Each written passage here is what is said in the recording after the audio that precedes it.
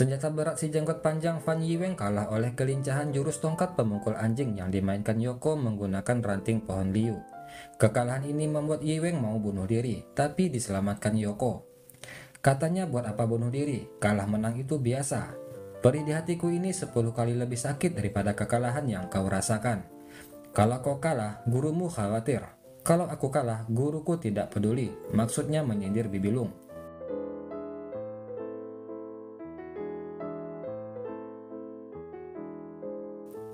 Kong Suntit menyiapkan formasi jaring ikan untuk menangkap Yoko. Yoko terdesak. Tetapi Nona Kong Sun Lego yang bertugas dalam formasi itu mendadak pura-pura terkilir. Hingga Yoko bisa lolos. Kong Suntit mempersilahkan Yoko pergi, tapi Yoko tidak mau. Kong Sun menyiapkan jaring yang kali ini dipenuhi pisau. Mo Kong Chow protes karena cara ini sangat licik. Sadar dirinya bisa mati di sini, Yoko jalan ke hadapan Bibilung, menyerahkan lonceng yang dijatuhkan Ciu Petong. Bibi, Yoko mungkin tidak akan hidup lagi sampai besok, tapi lonceng ini harus kembali kepada pemiliknya. Bibilung menyambut lonceng yang diberikan Yoko dan mengaitkannya ke selendangnya. Mereka berpandangan dan akhirnya ia mau mengenali Yoko.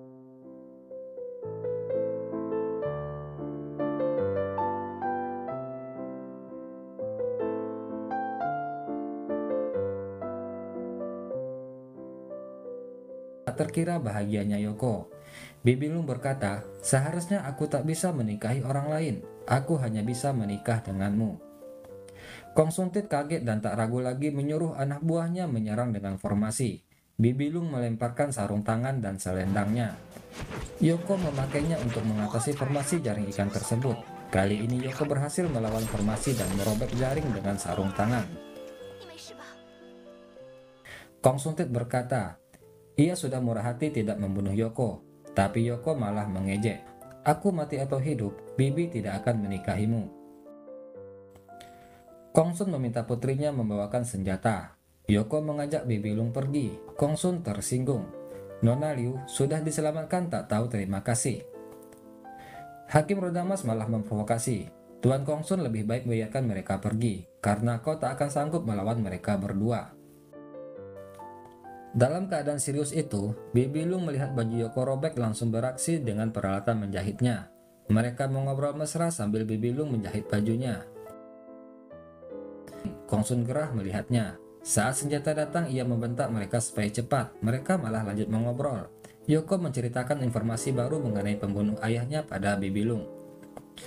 Gaya mereka tak peduli membuat Kong Sun kesal. Ia menyerang dengan jurus andalannya yaitu memainkan golok dan pedang secara bersamaan. Yoko spontan mengambil senjata berat si jenggot panjang untuk melawan. Ternyata jurus tongkat pemukul anjing tak bisa lincah menggunakan senjata itu. Perlahan Yoko terdesak dan kalah.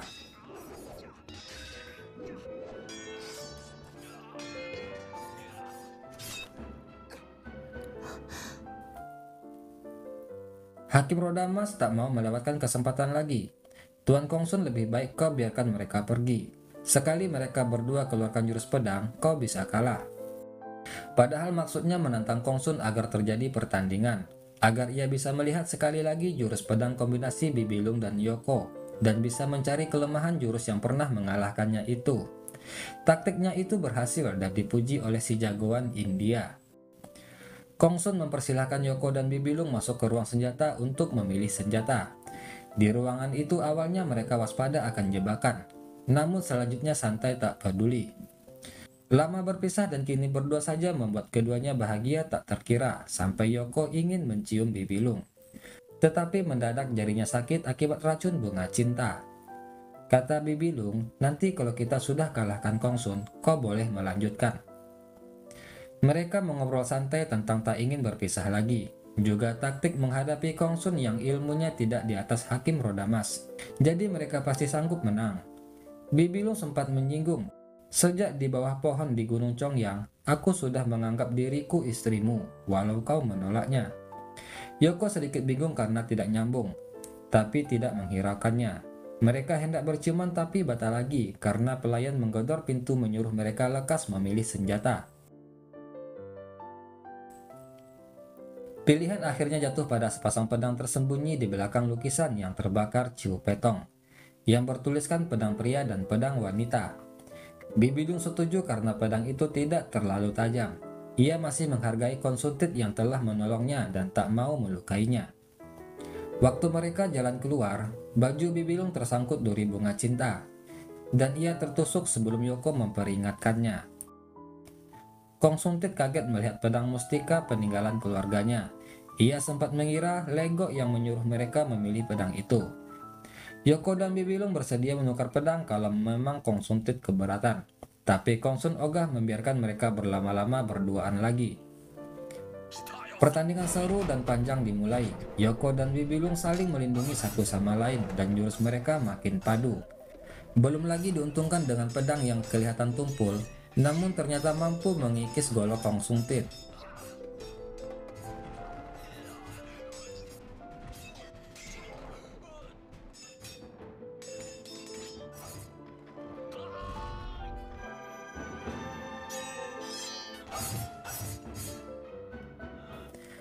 Beberapa jurus berlalu, mereka tak terkalahkan dan Kongsun makin terdesak. Namun saat jurus di mana Bibilung memandang Yoko, mendadak ia merasakan sakitnya racun bunga cinta. Yoko khawatir, namun Kongsun tetap menyerang mereka hingga keduanya tak lagi di atas angin dan mengaku kalah. Kongsuntit memerintahkan anak buahnya menangkap Yoko. Yoko ditawan dan setumpuk bunga cinta disarangkan ke tubuhnya hingga ia kesakitan. Kongsuntit memaksa Bibilung untuk menikahinya, kalau tidak Yoko tidak akan diberi penawar. Bibilung awalnya hendak membunuh Yoko dan mati bersama, tapi tak tega dan malah ikut menusukkan dirinya di tumpukan bunga cinta. Melihat hal itu, Kongsun membawanya pergi.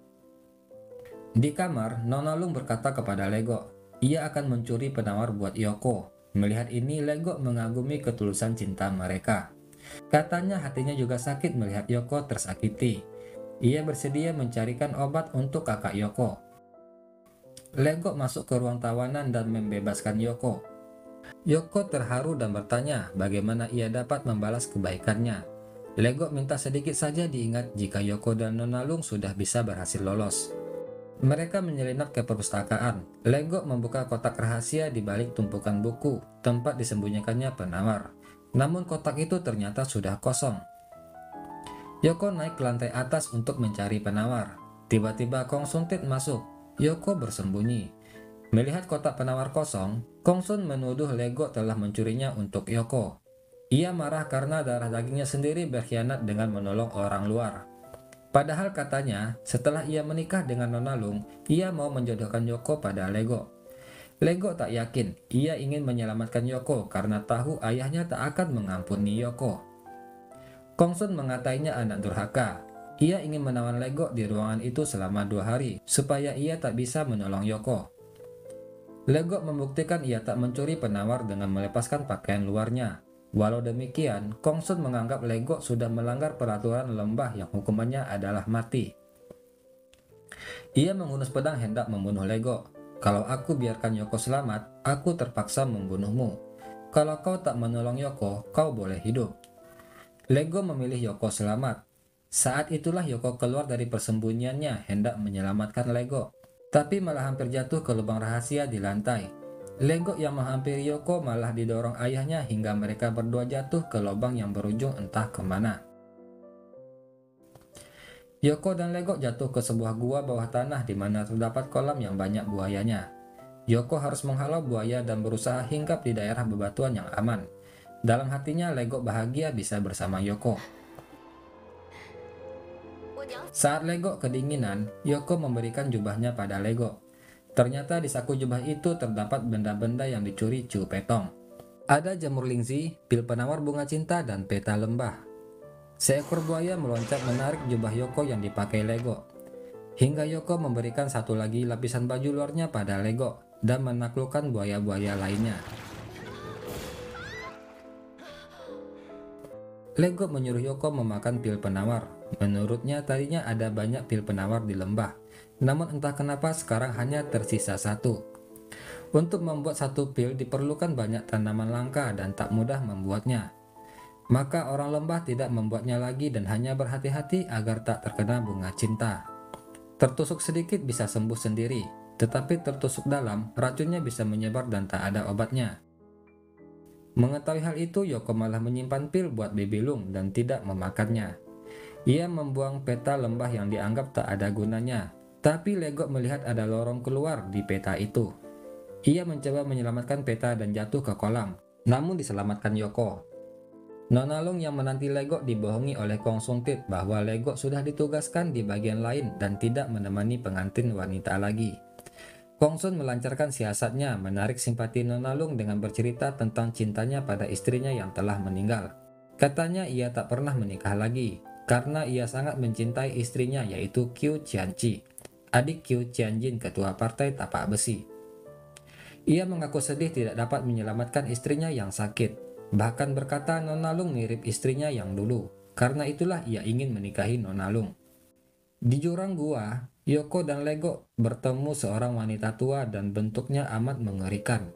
Ia tahu tanggal lahir serta adanya tanda lahir di bahu kiri Legok. Legok kebingungan. Hanya orang tuanya yang tahu ia punya tanda lahir. Nenek ini meminta Legok menunjukkan tanda lahirnya dan menangis sejadi-jadinya begitu melihatnya. Sedih hati Legok menyadari bahwa wanita malang ini adalah ibunya, Qiu Qianqi, yang dikabarkan sudah meninggal. Ternyata dibuang ke tempat ini oleh ayahnya sendiri, Kong Sung Tit. Dulu Qiu Qianqi tersasar di lembah dan tergoda rayuan Kong Sun hingga menikahinya. Ternyata Kong Sun hanya menikahinya karena ingin belajar ilmu tapak besi. Tak cuma mengajarkan tapak besi, Qiu Qianqi juga membantu Kong Sun menyempurnakan ilmu silat keluarganya. Setelah ilmunya tinggi dan istrinya sibuk usai melahirkan Legok, Kong Sun malah berselingkuh dengan pelayan bernama Rao Er. Qiu Qianqi melabrak mereka berdua dan mendorong mereka ke tumpukan bunga cinta. Ialah yang memusnahkan penawar bunga cinta dan hanya menyisakan sedikit penawar yang disimpannya sendiri. Qiu Qianqi menyuruh Kong Sun dan selingkuhannya memilih siapa yang akan diselamatkan. Rao Er mengajak Kong Sun mati bersama, tapi Kong Sun hanya membunuh Rao Er. Setelahnya ia sendiri memohon pil penawar kepada Qiu. Rayuannya kembali membuat Qiu Qianqi luluh dan lengah. Kong Sun menaruh obat tidur di araknya, mematahkan urat kakinya, dan dibuang ke pintu rahasia yang sama. Kepada Yoko, Qiu Qianqi menunjukkan bagaimana ia bertahan hidup di tempat itu selama belasan tahun. Walau lumpuh dan kungfunya tak berguna, tapi tenaga dalamnya masih hebat. Ia terus melatih tenaga dalamnya untuk dapat meniup pohon buah sampai berjatuhan dan menyedot buah dari jarak jauh untuk memakannya. Saat tahu Yoko dan Legok juga diceburkan Kong Sun ke tempat itu, ia memaki-maki Kong Sun dengan kata-kata kasar. Yoko malas mendengar ocehan penuh kebencian itu. Ia sibuk mencari jalan keluar. Ketika dilihatnya lubang di langit gua, ia merangkai akar dan batang jadi tambang, mengaitkannya pada mulut lubang kemudian memanjat dan melompat keluar. Qiu Qianqi mengira Yoko sama egoisnya seperti Kong Sun, cari selamat sendiri dan tak peduli orang lain. Namun Legok membantahnya, ia yakin Yoko akan menolong mereka. Sementara itu di tempat jagoan Mongol, Mo Kong Chow yang baru kenal Yoko beberapa hari mengkhawatirkan Yoko. Ia mengagumi jiwa pendekar Yoko dan mengajak timnya menolong Yoko. Tapi Hakim Roda Emas sebagai ketua rombongan berdalih mereka tidak perlu ikut campur urusan anak muda gegabah seperti Yoko. Apalagi ketua lembah putus cinta ilmunya tinggi dan sudah memperlakukan mereka dengan sopan. Yoko mengeluarkan tambang buatannya. Legok menginginkan ibunya dan Yoko menariknya ke atas. Tiba giliran Legok, datang Fan Yiweng si jenggot pendek yang bertugas mengawasi pelursuh di pernikahan, menyerang Yoko dari belakang. Yoko tak bisa leluasa melawan karena tangannya juga memegang tambang di mana Legok bergantung. Nyawa Yoko dan Legok terancam. Qiu Qianqi mengarahkan tenaga dalamnya untuk menghisap objek di tanah dengan mulutnya dan menghembuskannya ke Yiweng. Yiweng roboh seketika. Qiu Qianqi memaksa Yoko memastikan Yiweng sudah mati. Ia benci semua orang yang patuh kepada Kong Sung Tit. Tapi Yoko dan Legok menganggap Yiweng tidak jahat. Dia hanya menjalankan tugas. Yoko pura-pura membunuh Yiweng dan menyuruhnya kabur. Yiweng terharu dan berterima kasih kepada Yoko. Qiu Qianqi ingin menemui Kong Sung Tit, tapi tak mau Kong Sung Tit tahu kelemahannya. Ia hendak menyamar sebagai kakaknya, pendekar tapak besi Qiu Qianjin, agar Kong Sung Tit takut. Yoko meminjamkan topeng kulit pemberian Tiang Eng kepadanya. Upacara pernikahan dimulai. Kong Sun Tit dan Nona Lung mengenakan baju merah, siap memberi hormat. Setelah itu, Qiu Qianqi masuk dengan tawa menggelegar, memamerkan kedua tenaga dalamnya didampingi Yoko dan Lego. Ia berkata, kau berjanji pada yang baru, bagaimana dengan istri yang lama? Yoko tak peduli dengan urusan suami istri itu. Ia langsung menuju Bibi Lung, meminta Bibi Lung membuka mulutnya dan ia memberikan satu-satunya pil penawar bunga cinta. Ia berbohong dengan berkata ia juga sudah meminum penawar. Kong Sun tahu orang di hadapannya hebat tenaga dalamnya, tapi itu bukan Qiu Tianjin. Qiu Tianjin pernah menulis surat. Ia membacakan surat itu yang intinya, semenjak kematian saudara kita di Gunung Tapak Besi oleh Kue Cheng dan Oeyong, saya memilih jalan Buddha menjadi biksu bernama Cien. Qiu Tianqi menangis tahu kakaknya telah mati. Akhirnya ia membuka topeng kulitnya dan menunjukkan jati dirinya. Suami istri itu saling memaki dengan kasar, membuat Lego sedih. Lego ingin ayahnya menyadari kesalahannya yang mengakibatkan penderitaan ibunya. Tapi Lego malah didorong oleh ayahnya hingga ia jatuh dan melukai ibunya.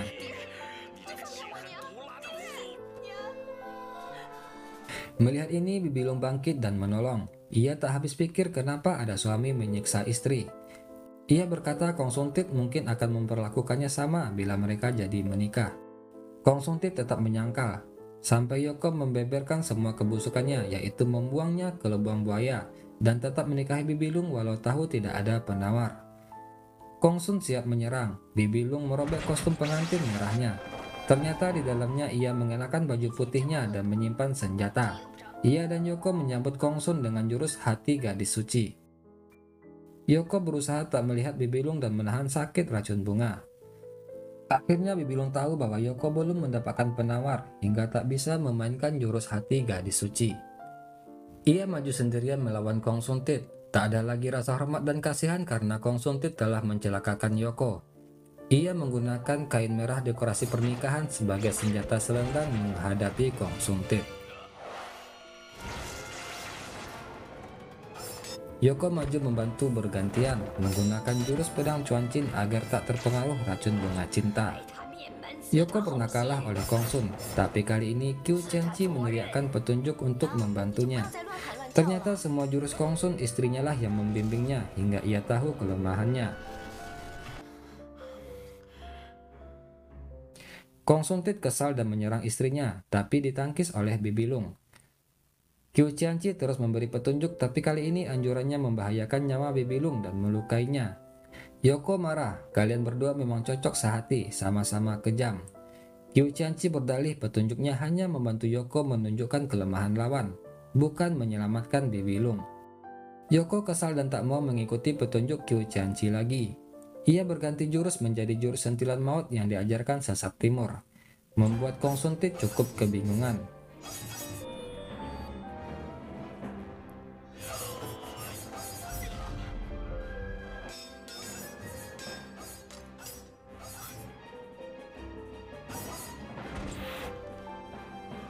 Keduanya kelelahan. Yoko berhasil menyentuh titik aliran darahnya, tapi entah kenapa tidak mempan.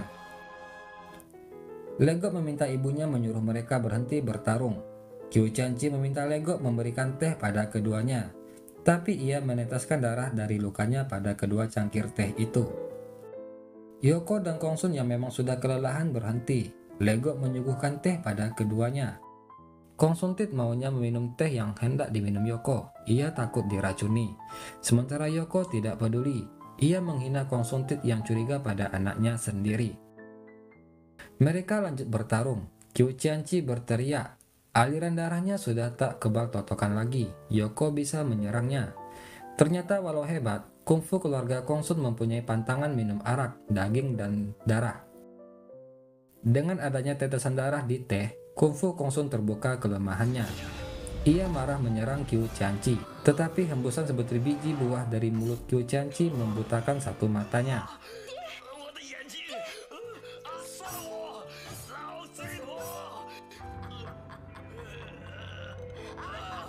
Mereka saling memaki lagi, bahkan Qiu Tianqi menyuruh Lego membunuh ayahnya sendiri. Kong Sun Tit kesakitan dan kabur. Sesudah Kong Suntit pergi, Yoko tak mau berlama-lama. Ia pamit pergi, namun Qiu Qianqi tidak mengizinkannya. Ia meminta Yoko menikahi anaknya. Yoko menolak sambil waspada takut ditembak biji buah. Mo Kongco tertawa karena sepasang suami istri yang senangnya memaksa orang menikah. Saat tertawa, gigi Mo Kongco rontok berdarah disemprot biji buah dari mulut Qiu Qianqi. Qiu Qianqi menawarkan Yoko penawar, asal mau menikahi Lego. Ia masih menyimpan satu butir penawar bunga cinta. Lego menangis membujuk ibunya memberikan saja penawar kepada Yoko. Ia ingin hidup damai dengan ibunya, menemui pamannya, dan tak mau menikah seumur hidupnya. Yoko dan Bibilung sedih melihat Lego. Qiu Qianqi akhirnya memberikan Yoko syarat lain. Bawakan kepala Kueceng dan Oeyong, karena dia menganggap Kueceng dan Oeyong telah membunuh kakaknya. Yoko menyanggupi, katanya ia juga punya dendam kepada mereka.